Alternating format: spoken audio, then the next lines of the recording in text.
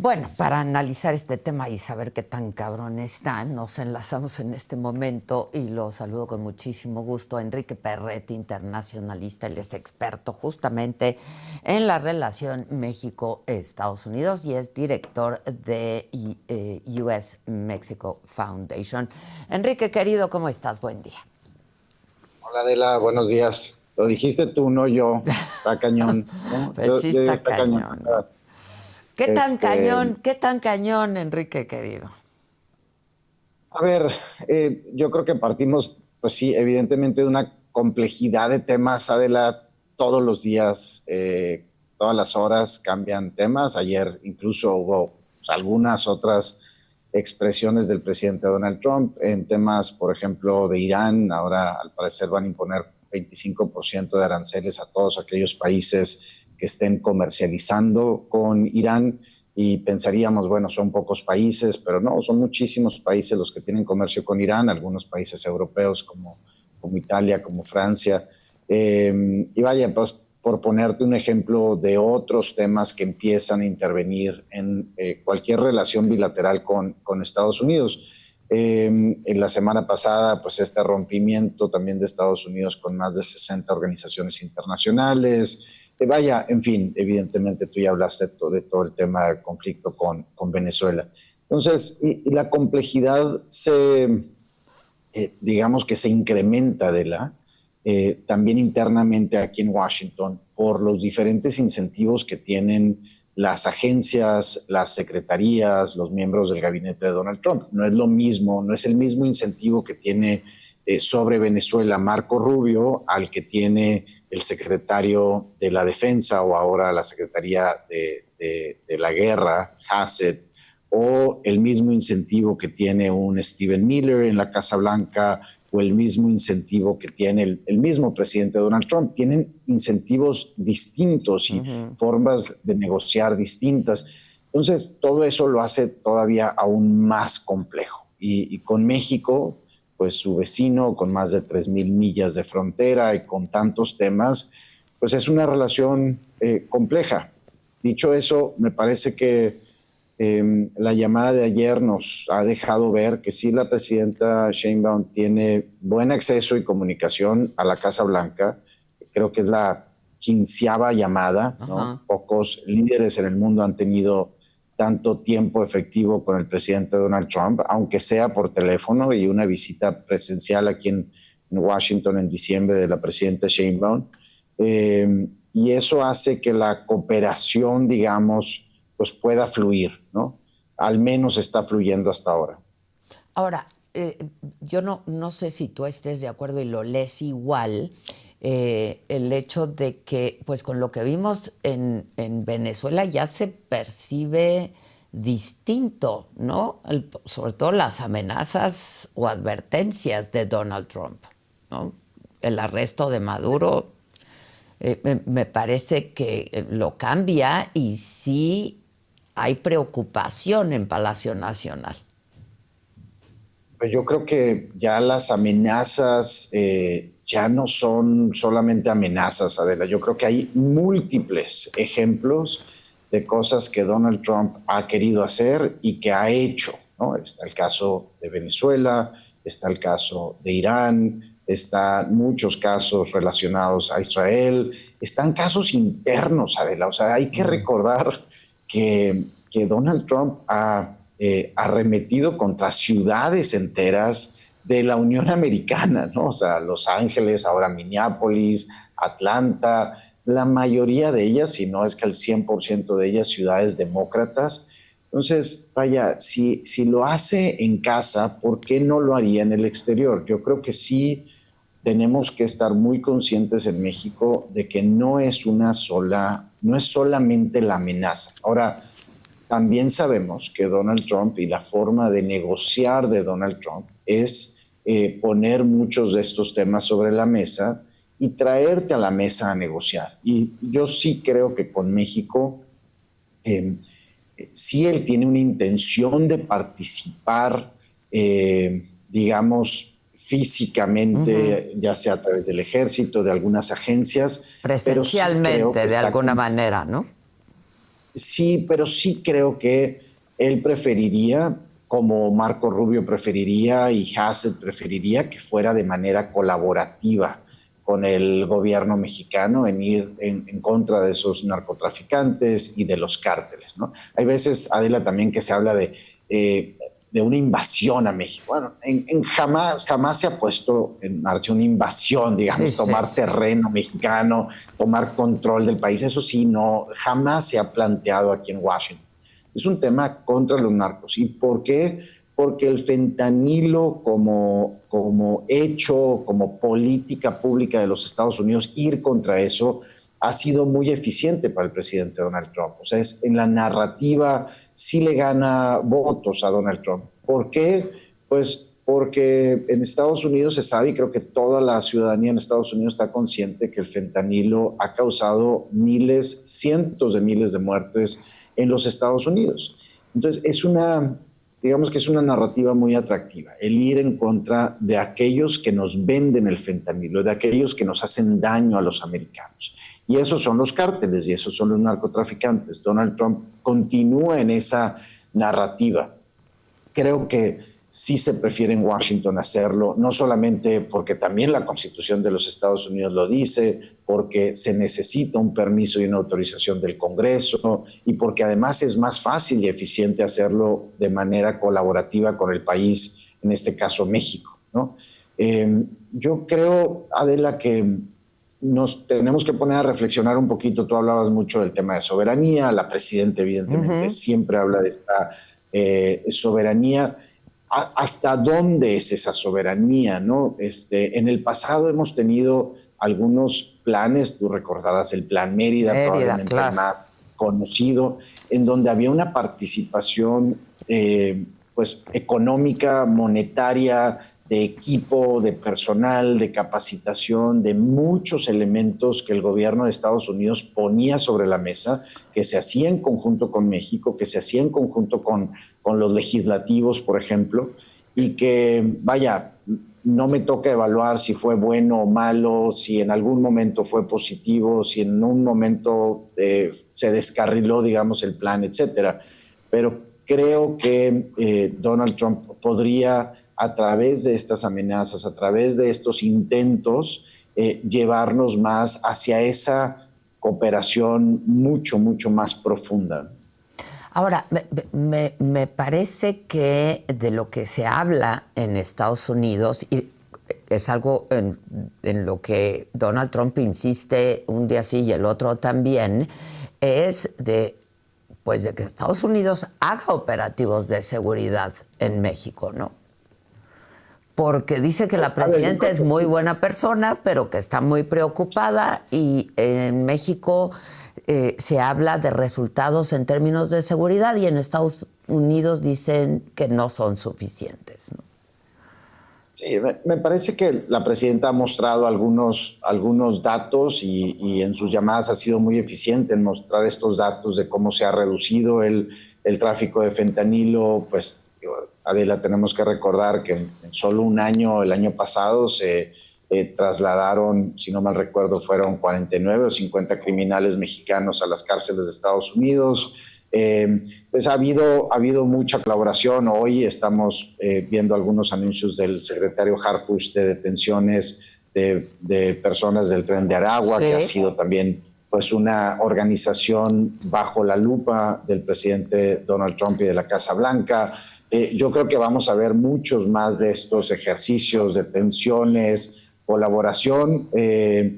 Y vaya, la pregunta también es pues hasta dónde, o sea, ¿cuál es el objetivo principal de Donald Trump? ¿Son cabezas de los cárteles criminales? ¿Es reducir al cero el tráfico de fentanilo? ¿Cuál es su comparativo? Me parece que el tema de migración podría ser un comparativo para ellos. Ellos ya ven un objetivo cumplido, digamos, en la Casa Blanca en el tema de migración. Los números están al mínimo histórico de cruces y detenciones fronterizas en el sur de los Estados Unidos, norte de México. O sea, ¿cuál es el punto y objetivo? Como en el caso de Venezuela, el objetivo era la captura de Maduro, ¿no? Ahora nos queda claro y había un segundo objetivo que tiene que ver más en el plano económico del petróleo, Sí, claro. ciertos millones de barriles que quieren controlar en Estados Unidos. Bueno, ¿cuál es el objetivo acá, no? Ahora, hablando de petróleo, me parece que hay dos temas que están causando ahora mucho disgusto en Estados Unidos. Por un lado, que México siga mandando petróleo a Cuba, y por otro lado, pues que la presidenta de algún modo haya condenado el operativo contra Maduro, ¿no? Sí. A ver, ha habido recientemente mucha crítica en Washington y eso tenemos que estar alertas de eso. Adela, yo comentaba que para mí uno de los principales riesgos, al menos de la narrativa de México en Washington, es que se nos lleve otra vez a una discusión pues meramente en esos aspectos, ¿no? Venezuela, Cuba, narcotráfico, fentanilo, etcétera, cuando pues ya habíamos logrado, Adela, y lo digo en plural porque es un trabajo de muchos años en el que México estuviera en una discusión una discusión mucho más económica, mucho más de competitividad, de productividad en la región, demográfica, de trabajo, y eran discusiones bien complejas, ¿no? Estamos hablando de temas energéticos, infraestructura fronteriza, Sí. estamos hablando de sueldos, y temas laborales muy complejos en la región de Norteamérica, incluido Canadá. Pareciera que esa discusión se está un poco paralizando y nos están llevando a una discusión mucho más compleja, que es, bueno, cuánto petróleo le manda México A Cuba. a Cuba, y por ahí algunos congresistas también han expresado el tema de los doctores cubanos en México y que Sí. si se les paga a través del gobierno cubano y que si eso no les llega a los médicos y todo es un subsidio al gobierno cubano. Lo mismo algunos lazos o potenciales lazos con el crimen organizado venezolano, etcétera, ¿no? A mí me preocupa, son dos discusiones y son dos formas de ver a México desde los tomadores de decisiones en Washington bien distintas, ¿no? Es muy distinto que te inviten a un panel a hablar de la competitividad de Norteamérica o que te inviten a un panel a hablar de la corrupción en Latinoamérica, Sí, claro, en donde claro. pudiera estar inserto. Eso me preocupa mucho, Adela, porque también hay que reconocer que hay mucha falta de información en Washington. La fundación existe, la US Mexico Foundation existe por esa necesidad de generar mucho mayor entendimiento entre los dos países. Pues ante esa falta de entendimiento que muchas veces se da por falta de información, llenar esos huecos de información solamente con eso me preocupa mucho a mí, Enrique Perret, ¿no? Me parece que ayer al menos se ha dicho, y yo no estuve en esas llamadas, no estoy seguro que sea correcto, pero que se dice que bueno, que Estados Unidos estuvo de acuerdo en que México Siga mandando petróleo en el acuerdo en el que se tiene. Creo que México, el caso que hizo es, bueno, no es de esta administración que se envía petróleo, sino incluso de algunas administraciones pasadas. La presidenta ha hecho el caso de aquellos $200 millones que Bancomex solventó a Cuba en la época de Peña Nieto. En fin, ¿es cierto, no es cierto? Probablemente van a regresar con esa narrativa, sí. Vamos a seguir escuchando de congresistas particulares con intereses particulares. Hay dos congresistas de la Florida que han atacado mucho mediáticamente este tema.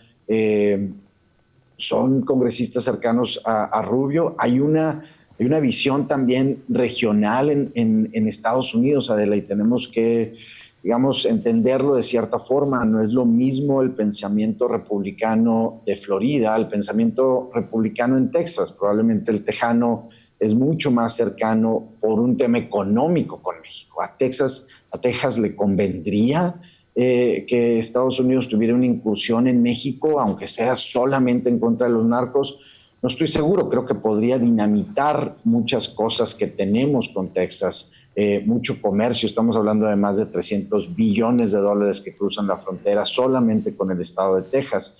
Entonces, hay que ir midiendo todo eso, ¿no? Oye, Enrique, y Sí, justamente yo te iba a decir que también he escuchado comentarios de que Estados Unidos tenía, no estaba en este momento en el interés, al menos de Marco Rubio y de Donald Trump, de que México dejara de enviar petróleo a Cuba, ¿no? A ver, pues son muchos ángulos los que hay que ver, ¿no? Es que tanto el gobierno americano también quiere, pues ya de plano Dinamitar estrangular, y, claro, dinamitar la economía cubana. cubana, sabiendo que hay mucho en riesgo también ahí, Adela, ¿no? Creo que todo eso también se está midiendo, ¿no? El impacto de lo que sucedió en Venezuela los próximos meses, ¿no? Que creo que nadie lo sabe aún cuánto tiempo va a estar Delcy Rodríguez como presidenta interina, Interina. si va a haber elecciones próximas en Venezuela, qué tanto va a durar esa transición o si va a haber realmente esa transición, la afectación o qué tanto lazo económico había entre Venezuela y Cuba. A lo mejor pues, no lo sabemos a ciencia cierta hasta entrar a Venezuela a ver esos datos y qué tanto se puede dañar a Cuba desde la parte económica. Entonces, creo que hay muchas cosas todavía con mucha incertidumbre, Adela. Yo me parece que esta buena relación entre la Cancillería mexicana, el Departamento de Estado, estas llamadas pues constantes, casi son una al mes. Llevamos 12 meses de administración Trump y han sido 15 llamadas y una reunión física entre los presidentes. Ojalá y pueda haber una reunión física próximamente. Creo que la presidenta Sheinbaum, cuando estuvo en Washington, mencionó que el presidente la había invitado nuevamente y también hace unos días dijo que era probable que se viera nuevamente en el marco de la revisión del tratado, que eso pues que creo que también nosotros como México, Adela, uno de nuestros principales objetivos, más allá de la buena relación con el vecino, de esta cooperación integral, etcétera, es sí llegar a un acuerdo comercial muy pronto, porque la incertidumbre pues lleva un año, ¿no? Hay aranceles impuestos a México Sí. en muchos productos, en muchas materias, y aunque el comercio ha seguido creciendo y aunque podemos decir que México ha sido el país, digamos, menos afectado en toda la reconfiguración y recomposición geopolítica, económica, arancelaria, aún y cuando hemos sido los menos afectados, sí se ha afectado a México, ¿no? Entonces, y algunas industrias en particular más. Entonces, ese tiene que ser el objetivo, y el objetivo es verano, o sea, tiene fecha, ¿no? Tiene finales de junio, principios de julio. El presidente Donald Trump tendría que estar firmando esa carta de la revisión del tratado, y ojalá y tengamos mucho enfoque en eso. ¿Y qué más ves para este año? ¿Qué se puede esperar en la relación México-Estados Unidos para este año? Mira, obviamente el tema de migración va a continuar muy fuerte. Me parece, ese tema de migración laboral, a mí me parece, por ejemplo, que los hispanos en los Estados Unidos, de los cuales, pues como tú sabes, la mayoría son de origen mexicano, van a hacer una reflexión bien profunda. Como sabes, Adela, a Donald Trump lo apoyó, si no mal recuerdo, casi el 40% de los hispanos con su voto hace un año, ¿no? Y creo que va a haber una reconfiguración bien fuerte ahí. Se habla de que México pueda volver a ser piñata electoral con algunos temas. Yo no estoy tan seguro, creo que va a ser mucho porque la elección es evidentemente la intermedia acá en Estados Unidos, no es una elección presidencial y va a ser mucho por distrito, por condado. Creo que ya no en todos los casos les va a funcionar que México sea la piñata. Ya no en todos los casos el tema migratorio por la complejidad de ICE y de CBP les va a funcionar. Y ya tampoco en todos los casos les va a funcionar este tema del fentanil. Se ha reducido muchísimo esa problemática, digamos. Hay que ver cómo viene el tema del Mundial. Creo que muchos teníamos una expectativa de cómo el Mundial trilateral de Norteamérica podría también ayudar mucho en esta cooperación, mucha conectividad, mucha logística, a lo mejor avanzar en algunos aspectos en esa conectividad tanto aérea como de personas. No lo sé, hoy soy más escéptico de lo que pudiera lograrse a través de un evento de esta magnitud. Y esos son los temas. Vamos a ver todavía, al menos el primer semestre, muchas solicitudes del gobierno americano hacia el gobierno mexicano en barreras no arancelarias, por ejemplo. Hay todavía muchos temas que México, en temas de aduanas, ha habido muchos cambios legislativos en México que las empresas americanas apenas están abordando. Por ejemplo, la ley de aduanas. Y creo que va a haber muchos ajustes por ahí. Ya, pues está interesante, para decirlo menos. Te agradezco mucho y te mando un abrazo desde aquí, Enrique. Vamos a estar atentos y, si me permites, en contacto. Mil gracias, Adela, por el espacio y qué rica plática. Como siempre. Muchas gracias, Enrique. Gracias. Un abrazo desde aquí. Gracias a ti. Bueno, vamos a cambiar el tema, específicamente temas pues que tienen que ver con México y que ocurren en México. Específicamente, en este caso, les voy a hablar de Chiapas, porque en este estado no se detiene ni la violencia contra las mujeres, ni tampoco la incompetencia de las autoridades. Y me refiero esta mañana al caso de Fátima Maldonado, esta joven abogada que era funcionaria en el municipio de Ocosingo y que fue encontrada sin vida en su domicilio en el barrio de Guadalupe, ahí en Ocosingo.